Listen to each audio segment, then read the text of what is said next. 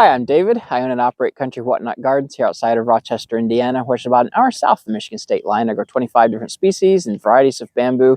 And right here beside me is a dwarf bamboo called Pleioblastus distichus. They also call it dwarf fernleaf bamboo because of the arrangement of the leaves. And if I can get a good example here, I can show you what that leaf arrangement looks like right there. All right, now this bamboo is used a lot in Japanese gardens in low foot traffic areas where they want a lawn. Now, you can mow this once or twice a year and keep it at lawn height. Unless you have weeds in your lawn, you don't have to mow it any more than that. But I will say this will go places that you don't want it to go, and you cannot maintain this particular species because it's so small. You cannot maintain it by mowing like you can the big bamboo, because you can't mow close enough to the ground to remove all of the foliage. So it continues photosynthesizing and feeding the root system. You can't mow it short enough. What you end up with is a lawn. Now, right here, it's contained by manual work. And also, it does take winter really well. You can see up in here, it looks pretty windburnt, but if we look close, there are some green leaves left right up in there, and it will be rebudding out.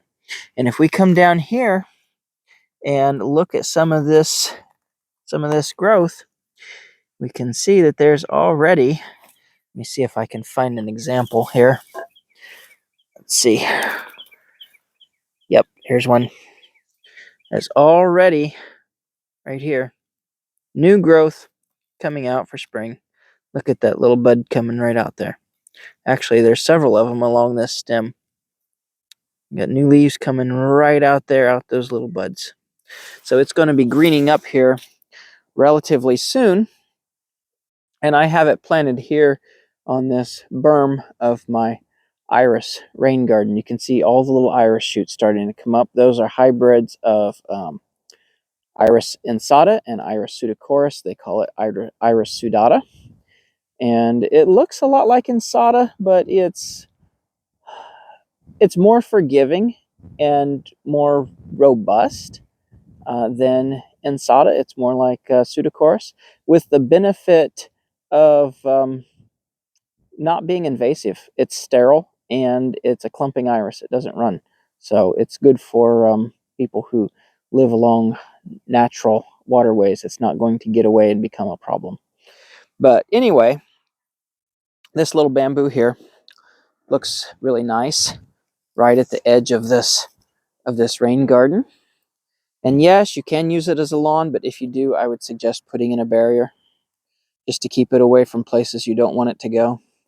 And this little clump here is growing in full sun, and it's done okay here in full sun. It's more compact in full sun than it would be in a more shaded location where we get a little bit taller, be a little bit more leggy. But it looks nice here.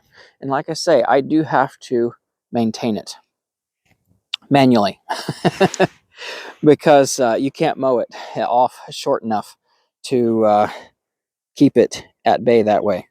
And I think I'm going to pause the video here and go to another location on the property where it is a lawn. Okay, I'm here with another patch of Pleioblastus distichus that is a larger patch, and I came up here to this part of the property because I want to show you what happens when Pleioblastus distichus becomes a lawn.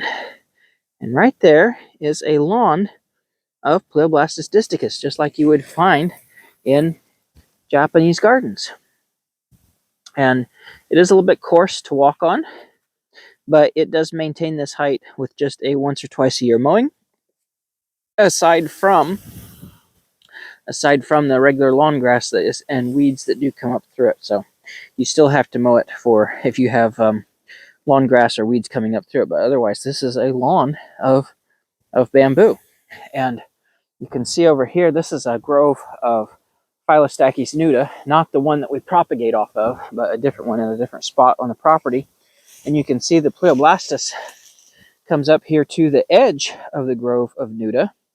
You can see it through there, but it has not gone through into the interior of the grove because it's so densely shaded in there. The grove of Nuda here has curbed the growth of the Pleioblastus. You can see it's at the edge of the grove, but it doesn't go back in there. It stopped it. And even over here, you can see the Pleioblastus is the lawn. And it's a unique feeling to go barefoot on it in the summer. It's not really stabby, I wouldn't say. It's just more coarse than regular lawn grass. But here again, you can see the Pleioblastus come up to the edge of the grove of Nuda and then basically stop because it's not growing in there into that dense shade. You can see back in there, it's completely devoid of the Pleioblastus.